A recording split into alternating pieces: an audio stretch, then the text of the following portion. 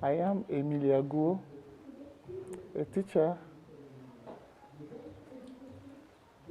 and I currently lecture in the University for Development Studies.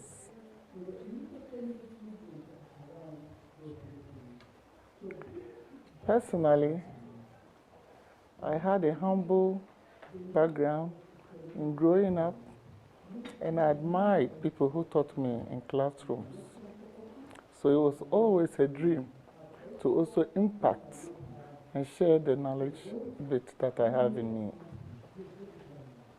And growing up as a woman from a culture where we didn't have a lot of women to look up to, I challenged myself to get into academics, especially to be a mentor to other young ladies coming.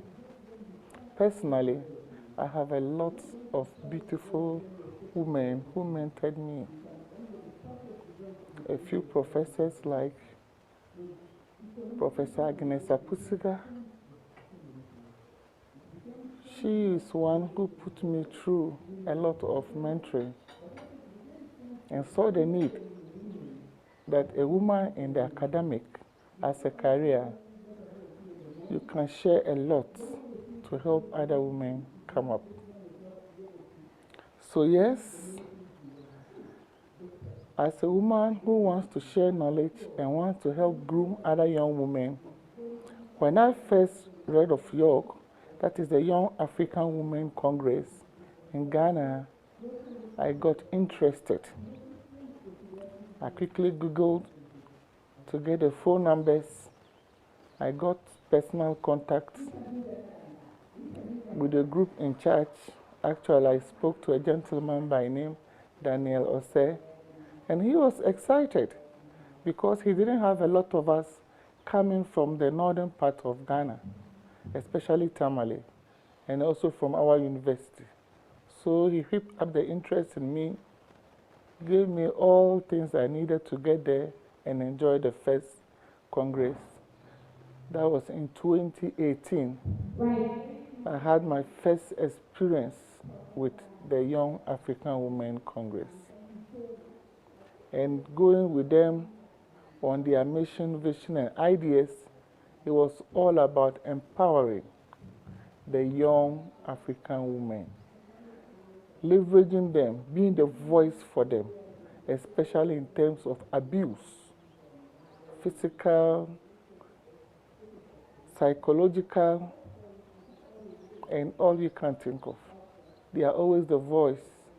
If you are prepared to let your problem out, then the Young African Women Congress, Ghana chapter especially, will be there for you to address and help you come out of your challenges. Personally, as a teacher, I take interest in the female students. I try to read them in out, and I get a little closer. And drawing from the Young African Congress, what they do, I encourage some. They may not have joined, but they try to read a lot about it. And some, I am sure, will go on it. So when I had this opportunity coming to Kenya to participate in the Young African Congress, I was excited. And I got more excited to see that there are more women out there in Africa that are taking up this mantle, putting in the sacrifices to let young women in Africa get the opportunity to let their voices be heard, get the opportunity to develop themselves skill-wise, and get the knowledge they need to pursue other challenges that are confronting them. It's also a platform for us to give out information and knowledge to the women who are not where we are, who are down there in the communities, to know that, yes, they may not be here, but their voices will be heard through us. And we will also work with them in our own way to try to take off some of the load they have This platform is rich in a sense that it gives the opportunity to the young African growing woman to build up herself.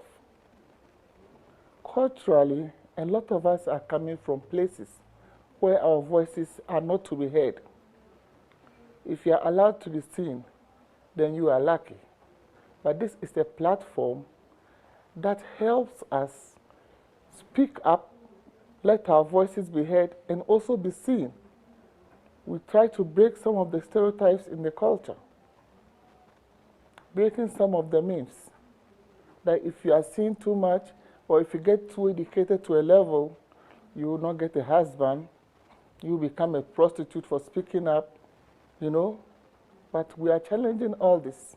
And personally, there are a lot of us here that are married men with children, and yet we are trying, apart from the reproductive roles, we are venturing into the productive fields to showcase our talents and what we can do to bring up Africa.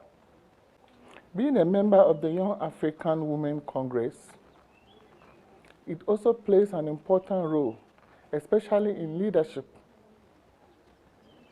We help these girls through a lot of mentoring programs for them to know that leadership is not only there for a particular gender, but women are born leaders and can be the best leaders if they are given the requisite training that they need. All forms of leadership, especially where we can participate in decision making, where we can help to put in policies that will benefit the young African lady growing. So we equip them and we encourage them to let their voices be heard, go into productive and challenging professions that will help break a lot of stereotypes, will empower them, and also help them develop the African continent in a whole. So doing, some are giving skill training, some are giving encouragement and help financially to carry up with their education, and in some cases, there are programs and policies in some countries that are coming up. Even after a drop out of school, you can have your baby and you can come back to continue with education. A baby is part of a reproductive process, and that should not deny you of education. You need it to empower you. I would like to conclude by saying the Young African Women's Congress is welcoming every other young lady in Africa who will hear this voice speaking to you. Google and find us in any country you are. There are also a lot of female foundations, groups. Please try and belong into one or the other, and together they say is strength. And I believe we are on the way to rule the world. Thank you.